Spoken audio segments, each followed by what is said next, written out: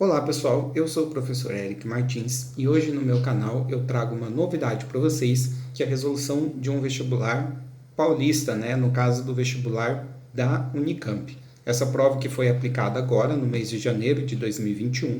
Hoje eu vou resolver então as questões de química da prova de conhecimentos gerais do segundo dia, a prova que foi aplicada para aqueles que desejavam cursar cursos na área de biológicas e saúde. Em breve vou trazer também no meu canal a resolução do primeiro dia, que é o dia de quem ia cursar, de quem pretende cursar na área de exatas, tecnologia, humanas e artes, ok?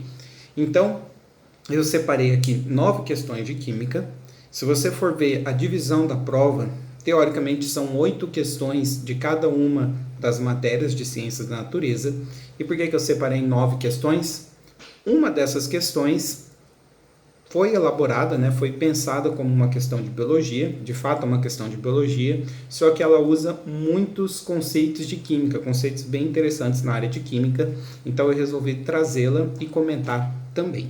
Vocês estão vendo aí na tela a distribuição dos conteúdos que foram cobrados na prova da Unicamp. Não é uma prova abrangente em termos de conteúdo, no sentido de que você tem que ter conhecimento em diversas áreas, tá? Inclusive, tem até questões que não exigem um conteúdo de química em si, apenas interpretações do que está sendo passado. Mas apesar de não ser uma prova abrangente em termos de conteúdo, é uma prova excelente, muito bem elaborada. Dentro das limitações que um processo seletivo por vestibular tem, de selecionar bons alunos, a prova da Unicamp ela se destaca por trazer questões que exijam, além do conhecimento teórico, que nem é o principal, você precisa ter, mas não é o principal para resolver a prova da Unicamp. Você tem que ter bem desenvolvido interpretação de texto, de gráfico, de fórmulas, tá? Você precisa conhecer a aplicação do conteúdo do que é visto em química. Então, as questões elas são bem contextualizadas, os contextos delas são aplicados na questão. Então, esse ano teve várias questões, por exemplo, falando sobre Covid-19 e questões que, se você ler, você até desperta uma certa curiosidade, porque elas mostram para vocês como que o conhecimento de química do ensino médio, como que ele pode ser aplicado aí para situações de pesquisa, coisas que afetam nossa vida. Aliás, várias questões trazendo sobre Covid-19, que é um assunto que foi impossível ter ficado alheio, no ano de 2020.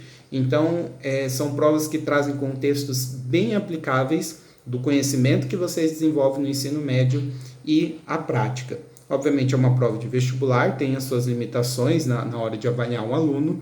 Então, a gente vai resolver as questões. A numeração que eu vou adotar, a ordem que eu vou adotar é das provas Q e Z, é uma prova Q e Z, mas embaixo, na descrição do vídeo, vai ter dividido por tempo de cada questão e eu também vou colocar os correspondentes das outras provas para vocês, certo? Vamos começar.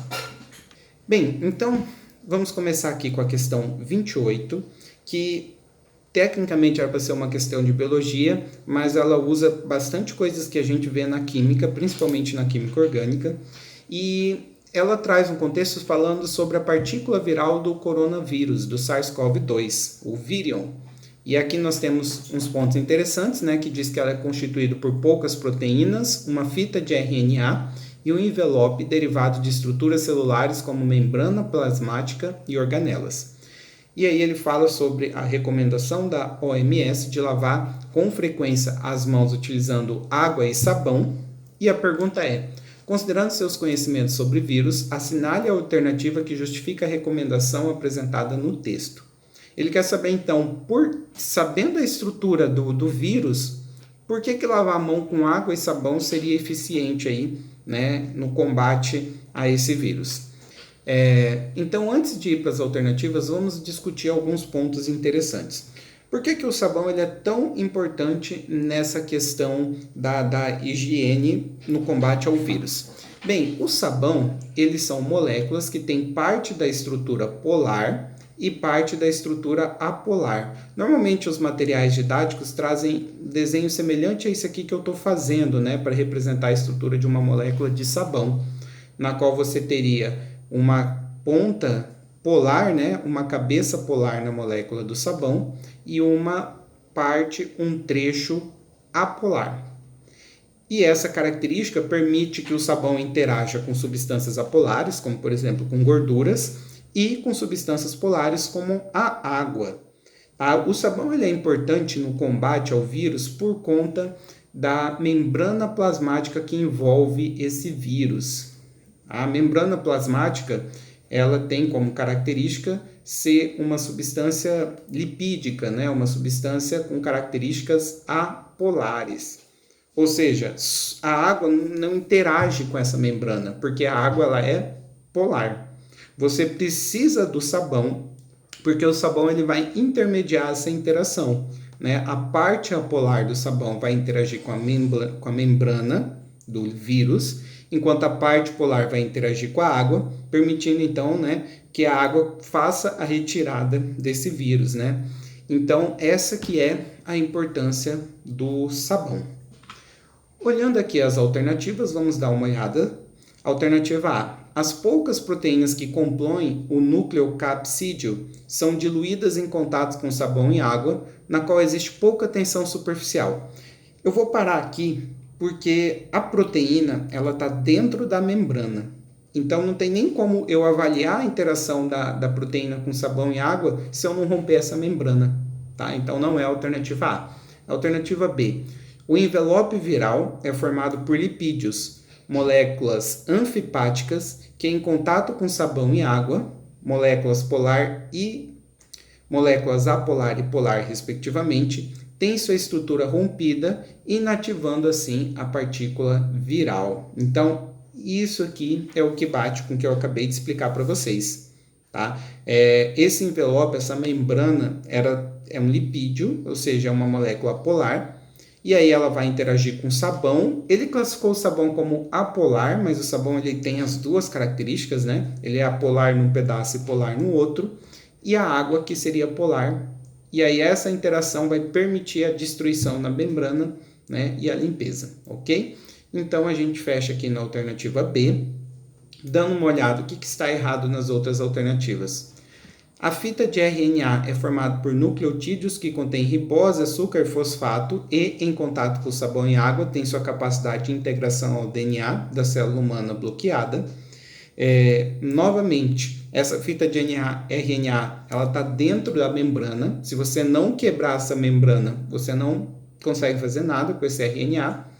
E a D, as organelas, constituídas por lipídios, carboidratos e proteínas, em contato com o sabão e água, são clivadas e perdem a capacidade de produzir moléculas essenciais ao metabolismo viral. Isso aqui exige só conhecimento. Isso aqui exige mais conhecimento de biologia, porque ele fala, né, que as organelas são quebradas por sabão e água. Você pode pensar, isso está certo. O problema é da vírgula para frente. São clivadas e perdem a capacidade de produzir moléculas essenciais ao metabolismo viral. O que é essencial ao metabolismo viral é o RNA, tá? Ele que não pode ser quebrado, digamos, na visão do vírus não poderia ser quebrado, né? Porque ele que vai produzir as moléculas essenciais pro vírus, tá? Se você rompe lipídio, carboidrato e proteína, não é essa parte essencial do vírus. Então a gente fechou aqui na alternativa B. Vamos então à questão 29, que fala para você imaginar como coautor de um trabalho científico sobre essas fibras de carbono poroso, PCF, utilizada aí na dessalinização, né, na retirada de sais. Ele me dá um gráfico com algumas informações e ele diz que os resultados eles estão consistentes para MgCl e CaCl, para o cloreto de magnésio e para o cloreto de cálcio. Isso é uma afirmação, tá? Então eu sei que esse gráfico aqui está consistente para esses dois sais. No entanto, você observa no gráfico a apresentação dada para os outros sais, né? O cloreto de sódio e o cloreto de potássio, pode ser inconsistente para um, consistente para outro, inconsistente para os dois. É exatamente isso que eu vou ter que descobrir. Então, é uma questão que você tem que olhar o gráfico, você tem que entender o que será que está acontecendo nesse gráfico para conseguir fazê-la.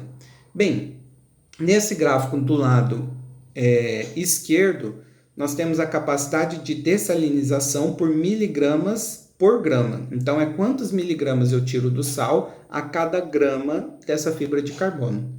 Enquanto do lado direito, você tem essa mesma característica, só que ao invés de miligramas do sal, você tem milimols do sal comparado com gramas. Tá? Então, do lado esquerdo, nós temos o valor em miligramas, do lado direito em milimols, e o gráfico que está pintado corresponde ao miligrama, e esse gráfico rachurado corresponde ao milimol. Eu quero saber em qual deles essas características vai estar coerente. Então, eu separei aqui um slide com espaço para eu fazer as contas, tá? Vamos dar uma olhada aqui, pessoal. No caso do NaCl, para eu saber se está consistente ou não, eu tenho como se fosse 30 miligramas por grama do meu filtro, certo? E esse mesmo NaCl, se eu for conferir aqui, ó,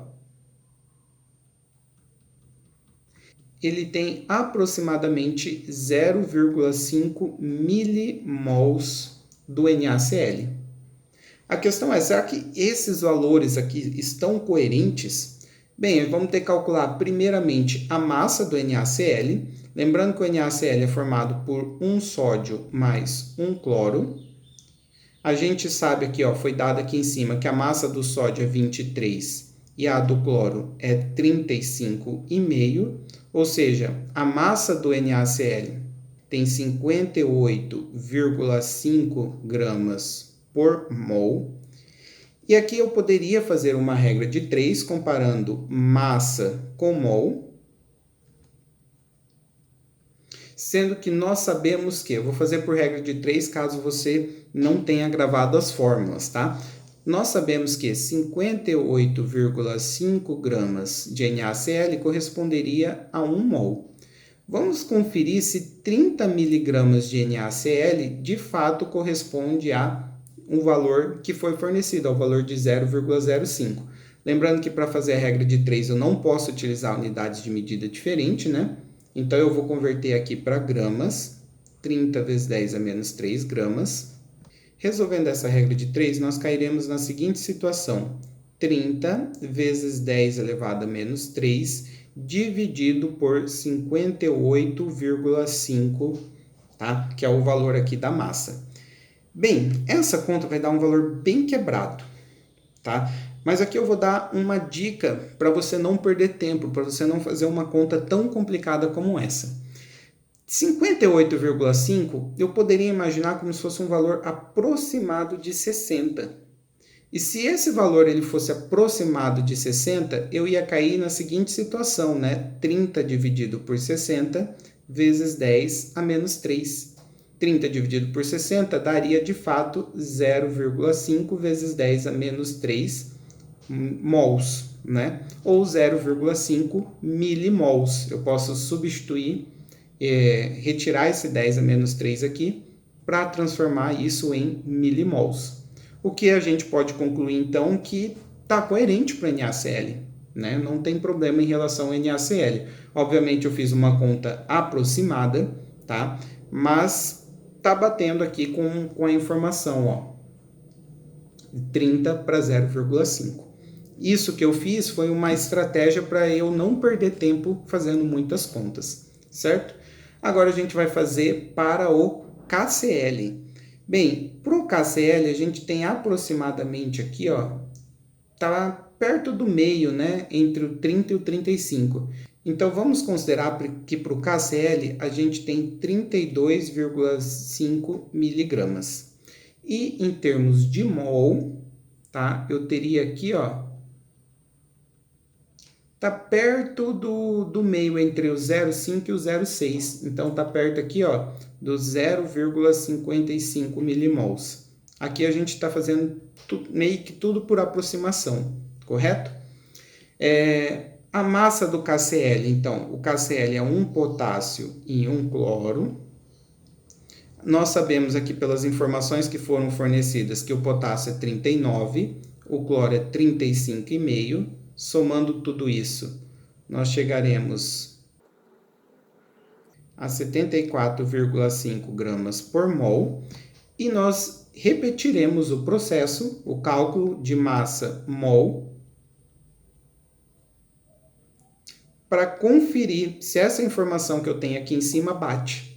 E aí nós faremos então a regra de 3, a gente sabe que 74,5 gramas corresponde a 1 mol de cloreto de potássio, e a gente vai ver então se os 32,5 miligramas ou 32,5 vezes 10 a menos 3 gramas corresponde ao valor de mol que foi fornecido para a gente, tá?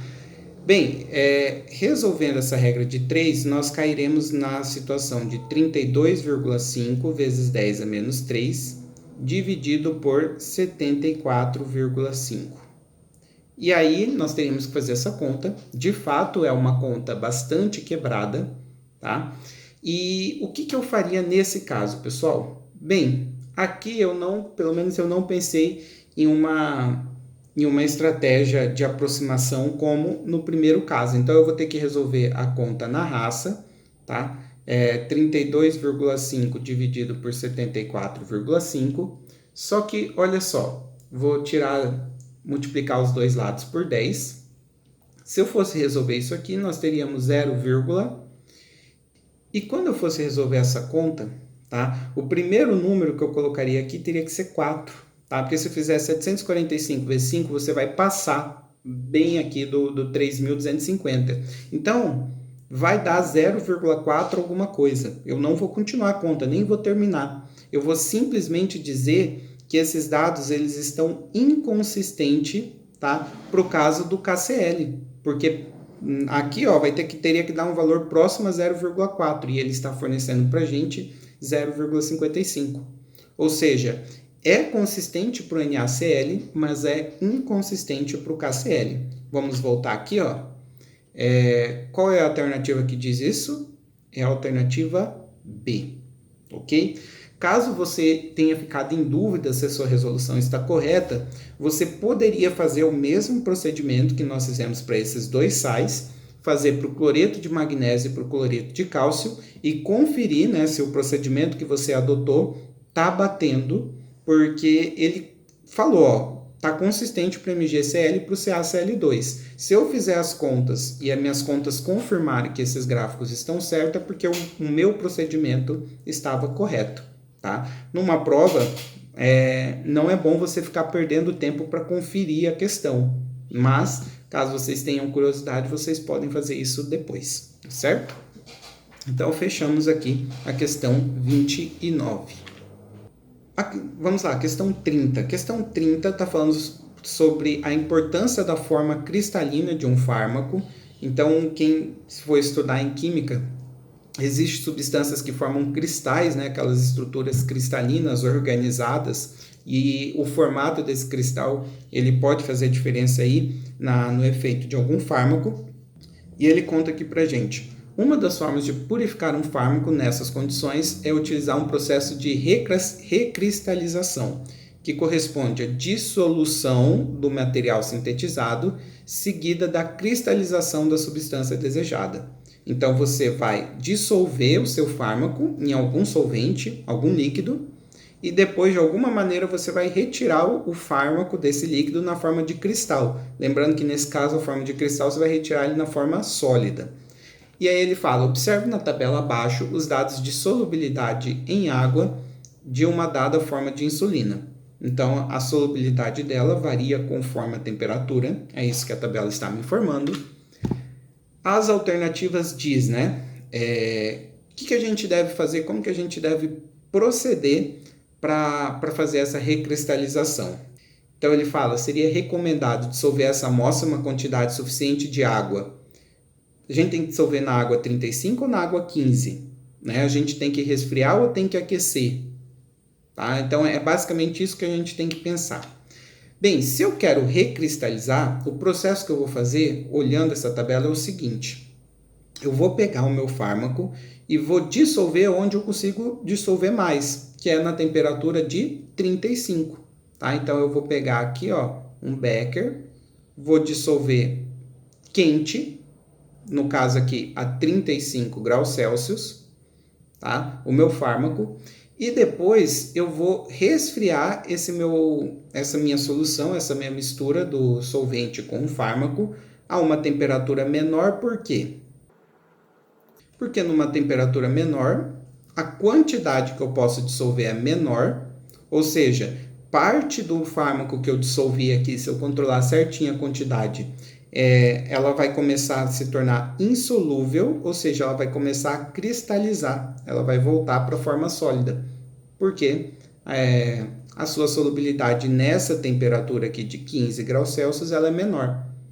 Então, se eu pegasse, por exemplo, 1 ml e dissolvesse 0,92 gramas a 35 graus Celsius e resfriasse até 15, dos 0,92 gramas que eu tinha dissolvido, 30 continuarão dissolvido. O resto, a diferença, os outros 62 miligramas, irão voltar a ser um cristal.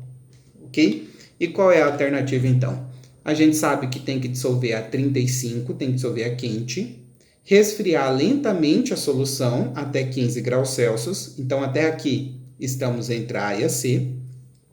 Promover a filtração, que seria, né, o método para separar o sólido que cristalizou do líquido, né, a filtração a frio, né, a 15 graus Celsius, até aqui está tudo igual. E recuperar o sólido, ponto e vírgula.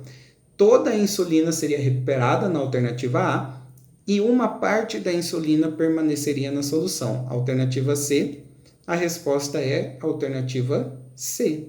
Né? A 15 graus Celsius eu ainda tenho insulina que está dissolvida. E a insulina que está dissolvida vai passar pelo filtro, vai ser retido somente aquela que precipitou, que virou sólido, que cristalizou. Tá? Então, a 15 graus Celsius, como eu ainda tenho insulina dissolvida, eu não vou recuperar tudo.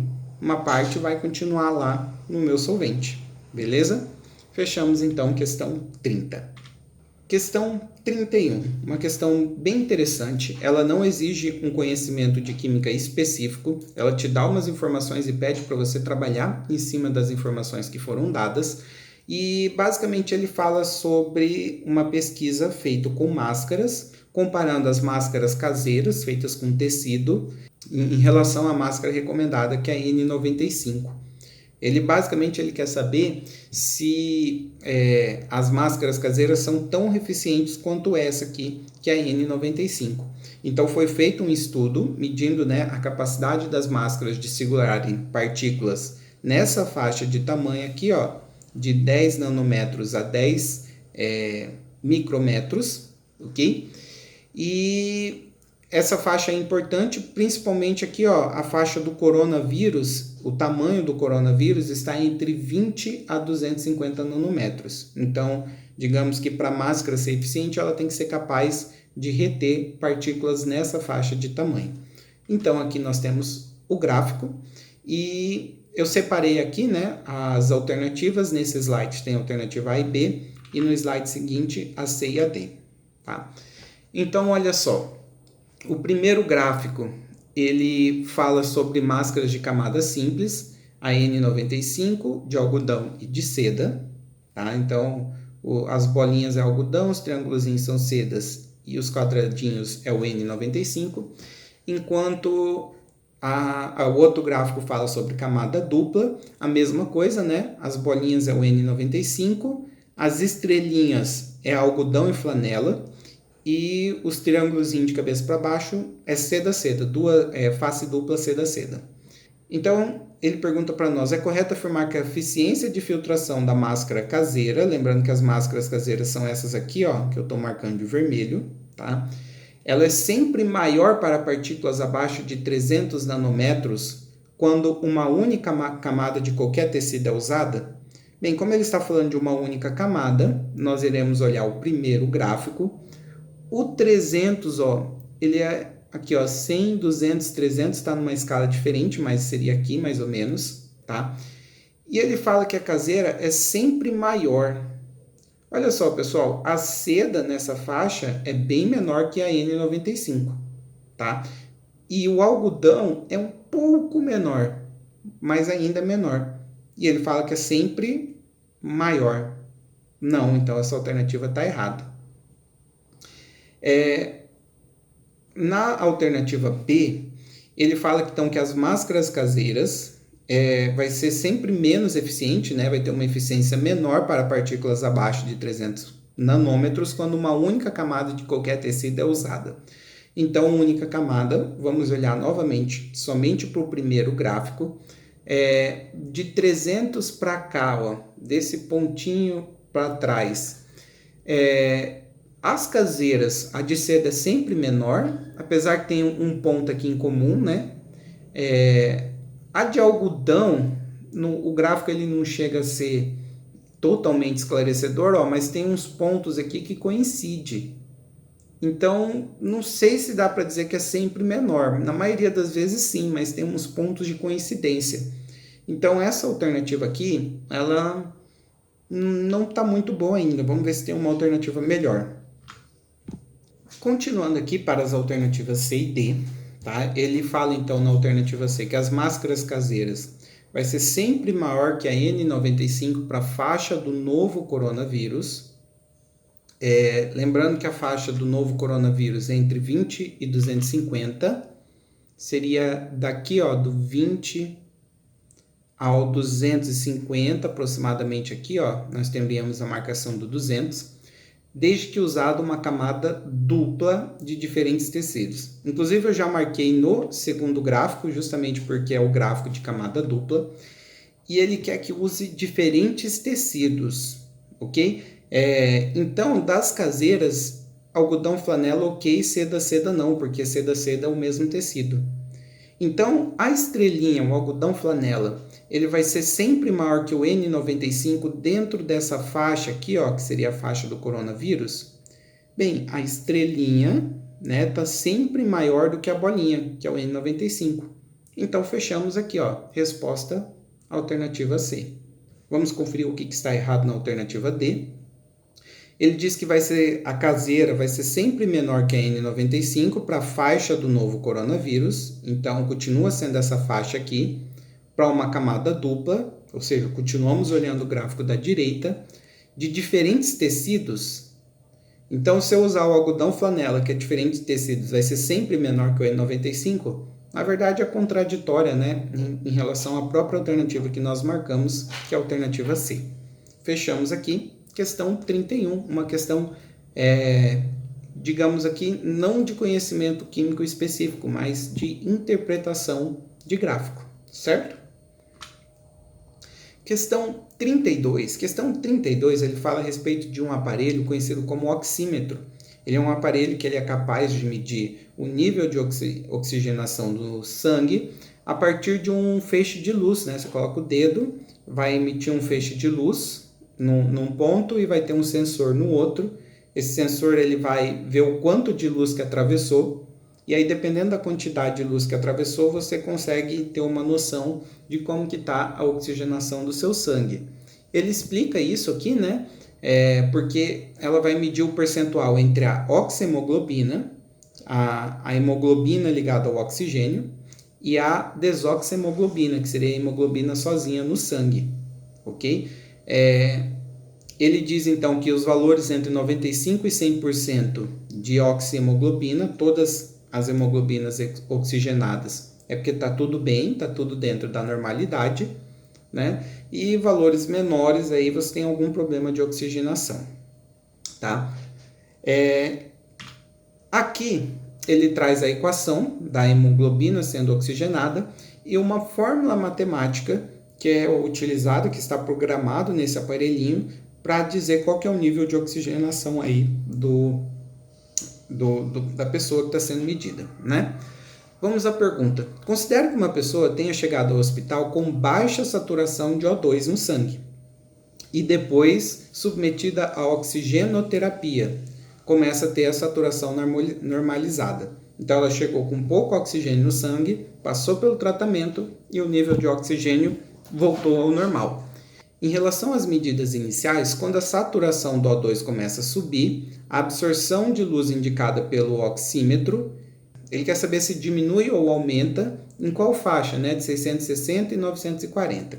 Bem, quando a pessoa chega no hospital e ela, digamos, está com nível de oxigênio baixo, significa que o valor da hemoglobina não oxigenada vai ser maior do que o valor da hemoglobina oxigenada.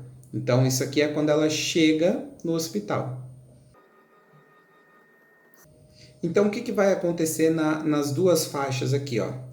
Bem, na faixa de 660, com o valor de HB grande, o que vai acontecer? Um grande valor de HB acompanhado de um grande número que está multiplicando, significa que eu vou ter um valor grande nessa faixa 660, né? Afinal, vou estar multiplicando um valor. Afinal, vou estar multiplicando um valor alto com outro valor alto. Já na faixa de 940, o valor que multiplica o HB é o valor pequeno comparado ao HB2. Então, esse valor pequeno multiplicado ao HB não vai fazer muita diferença na hora do cálculo, ou seja, o valor aqui vai ter que estar menor, tá? Isso quando a pessoa chega no hospital. Depois que a pessoa passa pelo tratamento, vamos colocar aqui, ó. O nível de oxigenação do sangue melhora, ou seja, o nível da desoxigenada baixa e o nível da oxigenada sobe, beleza? O que vai acontecer na faixa de 660? Como a oxigenada ela acompanha um número pequeno, isso não vai fazer muita diferença, né? O valor aqui vai ser pequeno, olha só. Nessa faixa, a não oxigenada ela tem um peso maior que a oxigenada, tá? Então, aumentar o valor da oxigenada não vai fazer aumentar muito o valor nessa faixa de 660. Já na faixa de 940, o valor da oxigenada ela tem um peso maior que a não oxigenada. E aí, se eu estiver aumentando a oxigenada, significa que eu vou estar aumentando nessa faixa de 940. Então, o que estava acontecendo nesse exercício? Ele pediu para você interpretar essas fórmulas em termos matemáticos. Praticamente uma questão de matemática que está sendo cobrada aqui, certo? Você está vendo qual dessas duas hemoglobinas tem um peso maior em cada fórmula e qual que é a consequência de você aumentar e diminuir o valor de uma e outra. Então, o que vai acontecer com a pessoa é o seguinte, ó, quando ela chega no hospital, são as setinhas azuis. Depois do tratamento, são as setinhas vermelhas. Então, depois do tratamento, a absorção nessa faixa de 660 vai cair, né? E a absorção na faixa de 940 vai subir. Então, nós podemos dizer que a resposta é a alternativa A. Fechamos questão 32. Questão 33. Essa questão ele fala sobre a importância de você manter os pneus do carro calibrado. Ele inclusive dá uma foto da recomendação da calibragem do pneu para um carro vazio, para um carro cheio. E a situação que ele traz aqui para a gente é a seguinte. Pensando nisso, numa manhã fria, então numa manhã 10 graus Celsius, o motorista efetuou corretamente a calibração do seu pneu para 29 e 31 psi, tá? Que são as recomendações para o pneu dianteiro, 29, e 31 para o pneu traseiro, tá? Seguindo a tabela de calibragem que a gente acabou de marcar aqui, né? Ao meio-dia, chegou ao seu destino e após um período de descanso, carregou o carro com lotação máxima, ou seja, a calibragem ideal, depois, né, de encher o carro, não é mais 29 e 31, é 31 e 37. Então, como ele encheu o carro, mudou a calibragem. Só que ele fala, considerando que a temperatura ambiente naquele momento, no meio-dia, era 30 graus Celsius, ele quer saber se o motorista precisa encher o pneu dianteiro, traseiro, ou um, ou outro, ou os dois, né? Ou se tem que esvaziar algum desses pneus. E agora? Nós temos algumas informações aqui que a gente precisa para resolver o exercício. Ele lembra para vocês como que se converte a temperatura em Kelvin para a temperatura em Celsius, né? Caso você não tenha lembrado, o exercício deu aqui. E ele também fala que o sensor de pressão ele só detecta variações de 1 em 1 psi. Então, De certa forma, a gente vai ignorar números que estejam depois da vírgula, né? A gente só vai trabalhar de um em um. E será que ele vai ter que calibrar os dois pneus? Se você desconsiderar, por exemplo, a variação de temperatura de 10 para 30, você diria que tem que calibrar os dois pneus, né? Por quê? Porque o carro vazio teria que ter 29 no dianteiro e cheio 31 no dianteiro, né? Teria que ter 31 no traseiro e 37 no dianteiro. Mas a gente tem que lembrar que como a temperatura aumentou, isso também faz com que se aumente a pressão, tá? Nesse caso aqui, nós temos uma transformação gasosa, uma transformação na qual a quantidade de gás que está presente do pneu, ela não muda, ela vai ser sempre a mesma, tá? Só que o que muda é a temperatura e, consequentemente, a pressão. Vamos considerar isso aqui uma transformação isovolumétrica, vamos considerar que o volume do pneu do carro não muda, e aí a gente pode utilizar aquelas relações, né, de PI, VI, TI, que seria a pressão inicial vezes o volume inicial dividido pela temperatura inicial, comparar com a pressão final vezes o volume final vezes a temperatura final. Tá? Como a gente vai considerar isso aqui uma transformação isovolumétrica sem variação de volume, eu posso tirar os volumes da fórmula e fazer as comparações entre pressão e temperatura, ok? Vamos fazer primeiro para o pneu dianteiro. Então, a pressão quando ele saiu de manhã era 29, correto? Do pneu dianteiro. A temperatura de manhã, eu não posso jogar em Celsius, eu tenho que jogar em Kelvin. E o próprio exercício ensinou a gente converter, né? Você pega a temperatura em Celsius e soma com 273. Ou seja, de manhã a temperatura era de 283 Kelvin. Então, vamos colocar aqui na temperatura inicial. A pressão final eu não sei. A temperatura final, à tarde, era 30 graus Celsius. A gente vai somar, né, com 273, ou seja, a temperatura à tarde era 303 Kelvin. E vamos jogar aqui na fórmula. A gente pode resolver isso passando esse 303 multiplicando, né? Então, nós teríamos 29 vezes 303 dividido por 283 e acharíamos a pressão final do pneu traseiro. Uma conta bem chatinha de ser feita, né? Aqui eu não achei, pelo menos eu não pensei em nenhum método para facilitar essa conta, então tem que fazer ela na raça, na mão mesmo, certo?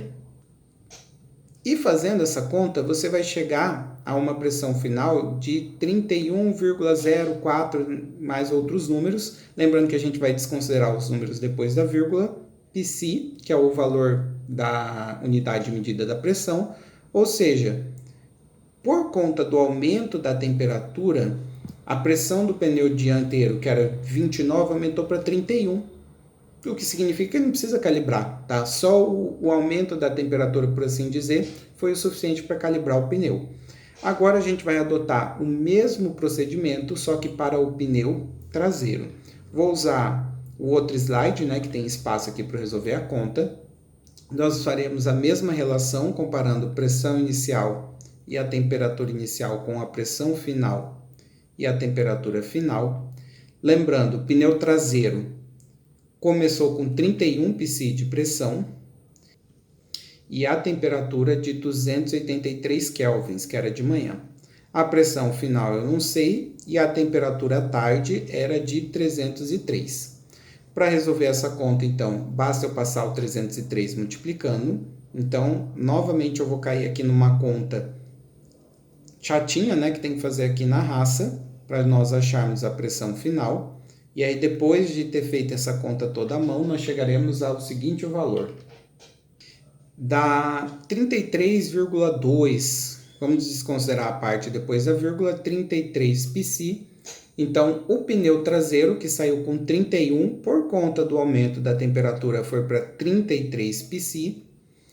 Olhando as recomendações, né, para o carro cheio, o ideal é que ele tenha 37 e não 33. Então, só o aumento de temperatura não foi o suficiente para você calibrar o pneu traseiro. Tá? O aumento de temperatura foi o suficiente para calibrar o dianteiro, mas não para calibrar o traseiro. Então, ele vai ter que calibrar manualmente o pneu traseiro. E aí, a resposta correta é encher apenas o pneu traseiro. Alternativa C. Questão 34. A questão 34, ela fala sobre os tipos de álcool, porque com o aumento de casos de Covid, né, começou a faltar o álcool etílico em gel, que é esse álcool com essa recomendação aqui, ó, de 70 INP, que é a porcentagem massa-massa. Você compra o álcool em gel e 70% da massa daquele produto tem que ser álcool, enquanto 30% são outras substâncias.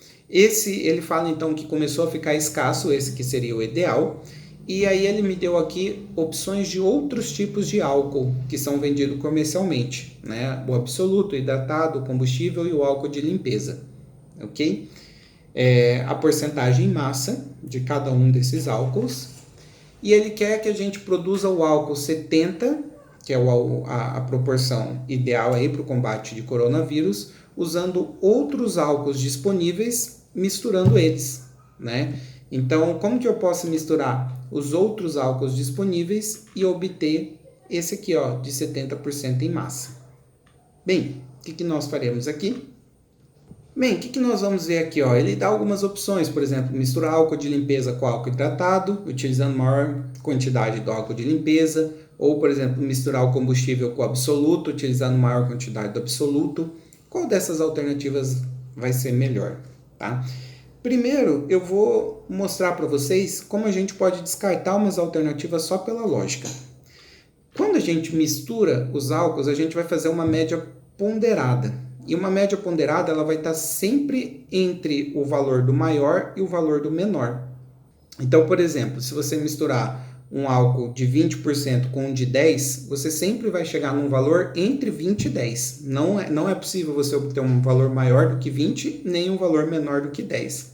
Sabendo isso, tá? Como eu quero o álcool 70, eu descarto qualquer mistura, ó, de absoluto, hidratado e combustível. Porque o 70, porque misturando eles eu nunca vou conseguir chegar no 70, eu vou chegar no máximo em um valor entre 99,6 e 92,6. Então, obrigatoriamente, eu vou ter que usar o de limpeza, tá? Pode ser com qualquer um deles, mas eu vou ter que usar o de limpeza. Sabendo isso, por exemplo, ó, a gente descarta a alternativa B e a alternativa C. Restando para a gente as opções de misturar álcool de limpeza hidratado, seja na A ou na B, tá? Então, a gente já sabe que vou misturar essas duas. A questão é, eu vou utilizar a maior quantidade do de limpeza ou a maior quantidade do hidratado, ok? Então, como que se faz uma média ponderada? Pega, por exemplo, você vai fazer uma mistura entre dois álcools, você vai pegar a quantidade do primeiro álcool, que eu não sei qual é, por exemplo, a quantidade do álcool hidratado, vezes a sua concentração, mais a quantidade do outro álcool, tá? No caso do álcool de limpeza, vezes a sua concentração, tá? Como é uma média, eu tenho que dividir pelo total, né? Pela quantidade dos dois álcools, que é X mais Y, e eu sei que isso aqui vai ter que me cair no álcool 70, certo? E eu estipulo uma quantidade, eu, por exemplo, posso estipular que x mais y, por exemplo, vai dar 1 litro, né? Posso falar que x mais y é igual a 1, e aqui eu cairia num sistema, né? Você tem duas equações, duas incógnitas, você poderia resolver esse sistema, e vou resolver esse sistema da seguinte maneira. Eu vou falar, então, que x é 1 menos y, e vou substituir aqui, ó, no lugar de x. Aqui eu vou colocar, então, 1 menos y. Ficaria.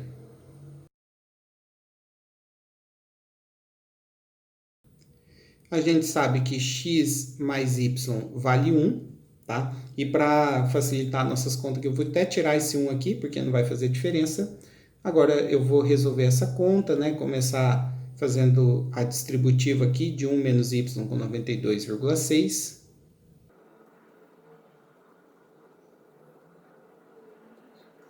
vou resolver a parte de Y, vou mandar os números para lá.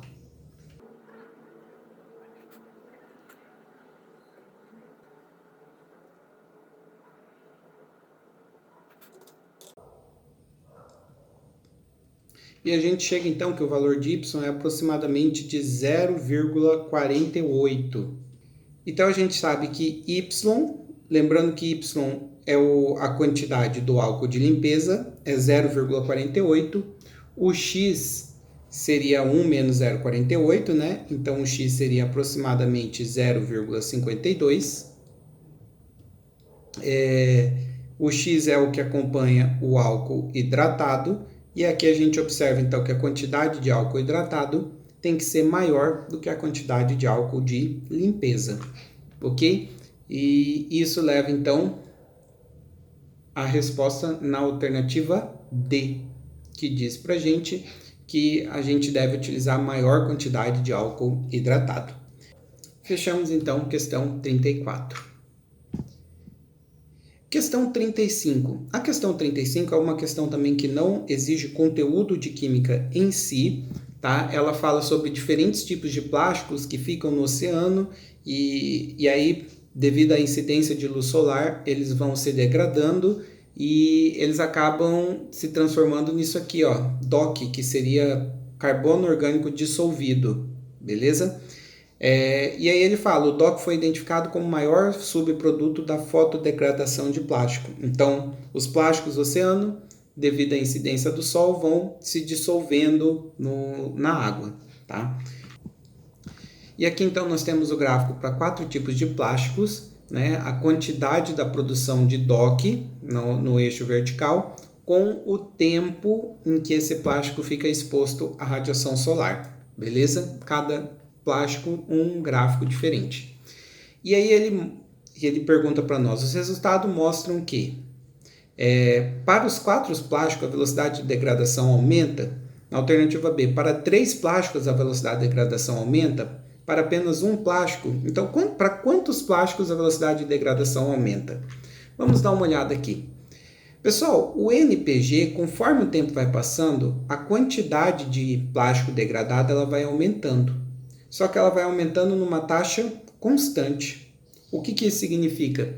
Que a velocidade de degradação ela é sempre a mesma, né? Afinal, ó, se passar, por exemplo, 10 dias, o que degradou foi essa quantidade. Se passar 20 dias, ó, a quantidade que subiu é praticamente a mesma quantidade que subiu nos 10 primeiros dias. Depois, a mesma quantidade que subiu entre 20 e 30 dias.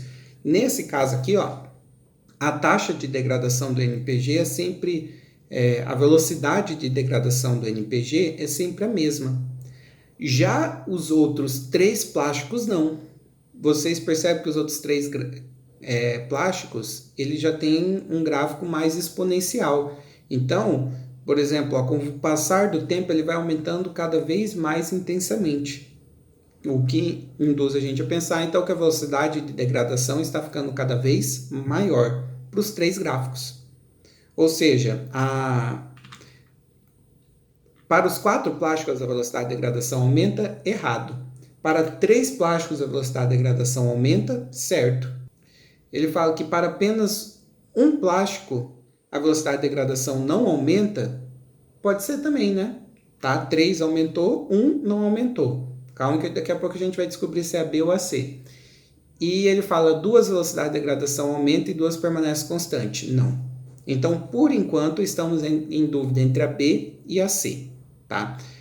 Qual que é a diferença entre elas? É a partir do ponto e vírgula. Tá? Uma diz que após 50 dias, a maior degradação foi do EPS.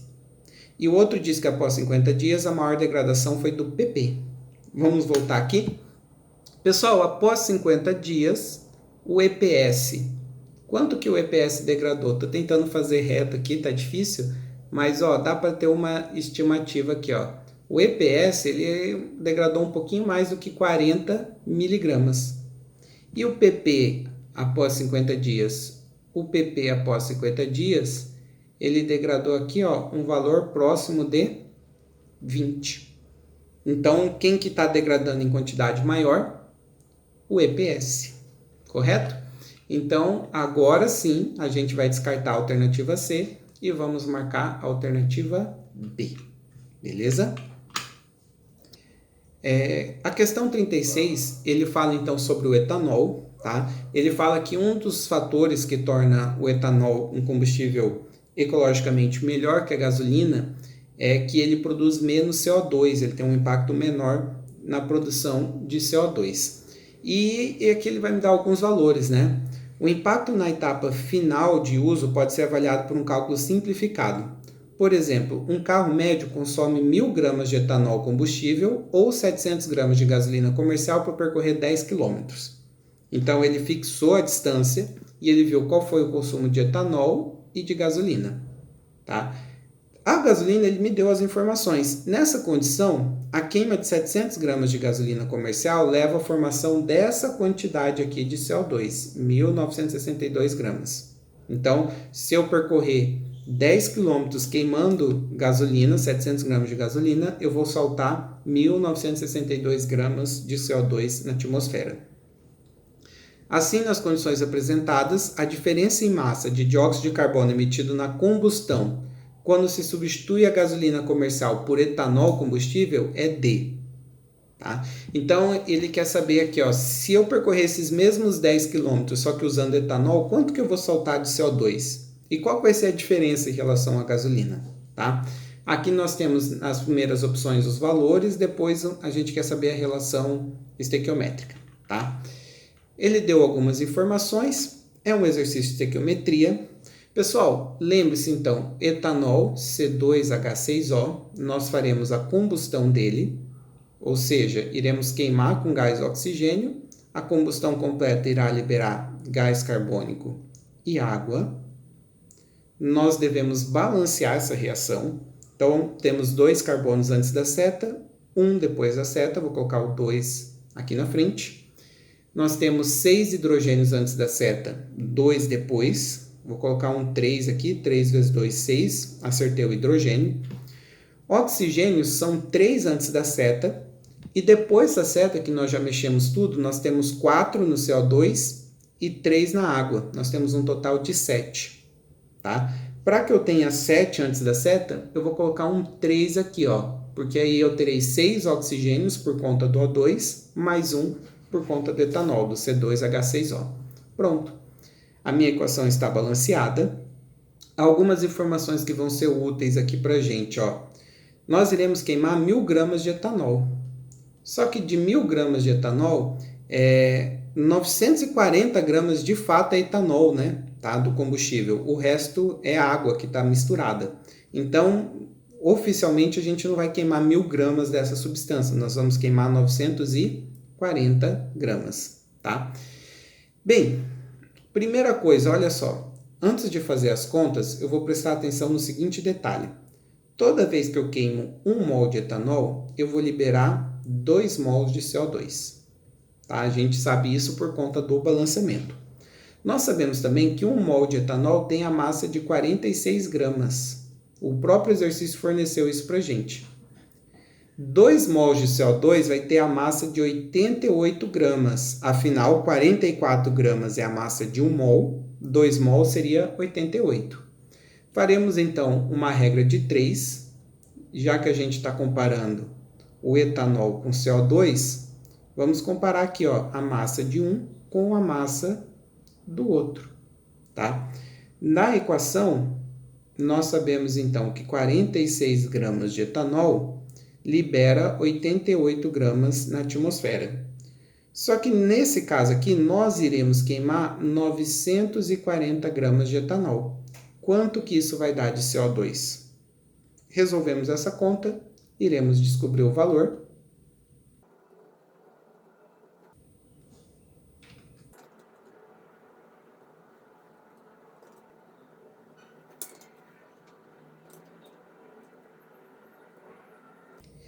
Então, nós chegaremos ao valor de CO2 liberado na queima de etanol, aproximadamente 1.798,3.